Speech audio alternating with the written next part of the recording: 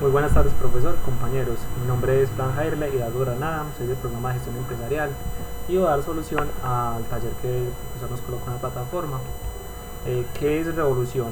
Una revolución es un cambio radical, profundo y permanente respecto del orden establecido preexistente, en un enfrentamiento sin retorno entre dos intereses contrapuestos en un lugar geográfico en particular, y generalmente es llevado a cabo por un grupo de personas que cuentan con el apoyo del resto del pueblo, el cual, ya cansado y harto de la dominación imperante, les brinda como su apoyo moral y el acompañamiento.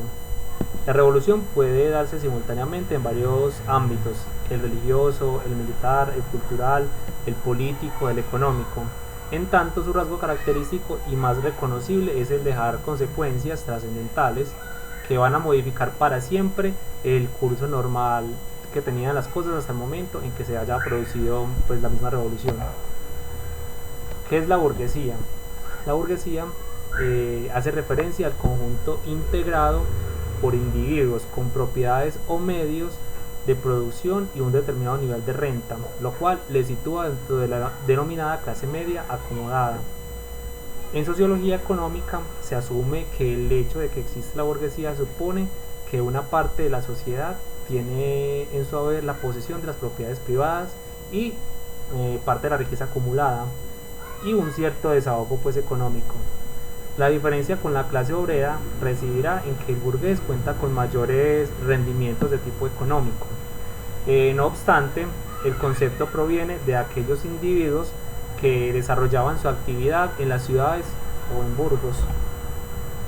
Las revoluciones burguesas de los siglos XVII al siglo XVIII son llamadas así porque fue la burguesía, o sea la clase social económicamente próspera, integrada por comerciantes, artesanos y profesionistas liberales, la que definió el espíritu de dichos procesos revolucionarios, y son importantes en la historia económica porque con su triunfo se crearon las nuevas instituciones de la sociedad que resultaron propicias para el desarrollo del modo de producción capitalista en sustitución del orden social y el modo de producción feudal. En el caso concreto, por ejemplo, de Europa, los procesos revolucionarios de carácter burgués se iniciaron en Inglaterra en el año de 1642 y tuvieron un gran auge en 1815 y 1848, con los cuales se consolidó el poder económico y político de la burguesía en buena parte del continente durante el siglo XIX. El espíritu de las revoluciones burguesas se extendió a las colonias inglesas en Norteamérica, Francia y América Latina, lugares donde se consolidó el nuevo orden social que resultó propicio para el ulterior desarrollo del capitalismo que actualmente se vive en muchos países. Los principales representantes de la Ilustración, tenemos a John Locke, pensador británico que es uno de los máximos representantes del empirismo inglés, que se destacó especialmente por sus estudios filosóficos en política. Este hombre polifacético estudió en la Universidad de Oxford, en donde se doctoró en 1658. Tenemos a Louis Montesquieu, es un pensador francés perteneciente a una familia de la nobleza de toga. Montesquieu siguió la tradición familiar al estudiar derecho y hacerse consejero del Parlamento de Burdeos. Francisco Voltaire es un escritor francés con figura intelectual dominante de su siglo y uno de los principales pensadores de la Ilustración. Tenemos a Juan Jacobo Rousseau, filósofo suizo, junto con Voltaire y Montesquieu, y se le sitúa entre los grandes pensadores de la Ilustración en Francia. Tenemos a Renato Descartes, que es un filósofo y matemático francés.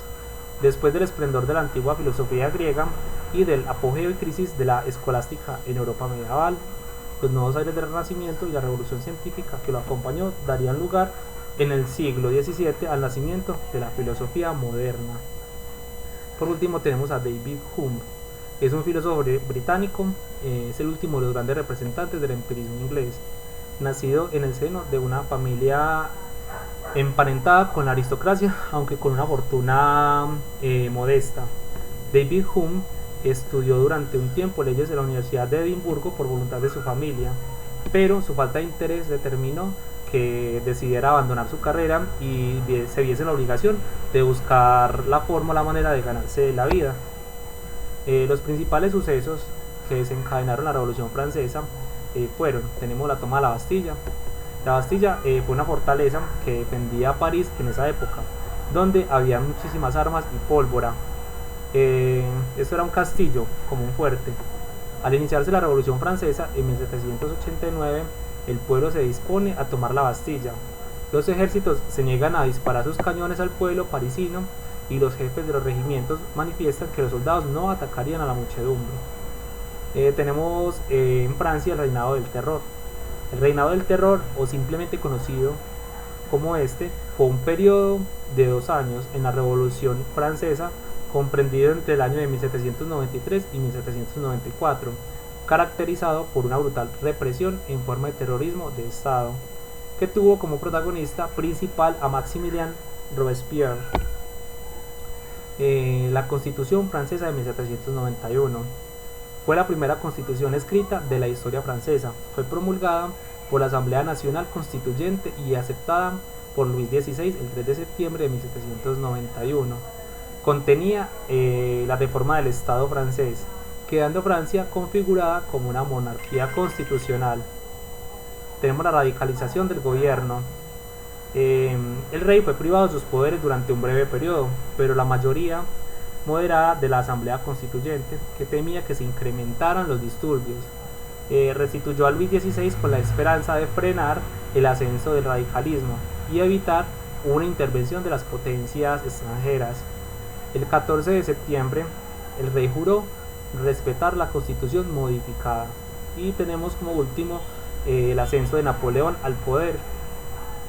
No habían pasado aún 5 meses desde que el Directorio asumiera el poder, cuando comenzó la primera fase de las guerras napoleónicas. Los 3 golpes de Estado que se produjeron durante este periodo reflejaban simplemente el reagrupamiento de las facciones políticas burguesas. Bueno, compañeros, muchísimas gracias por su colaboración. Una feliz tarde.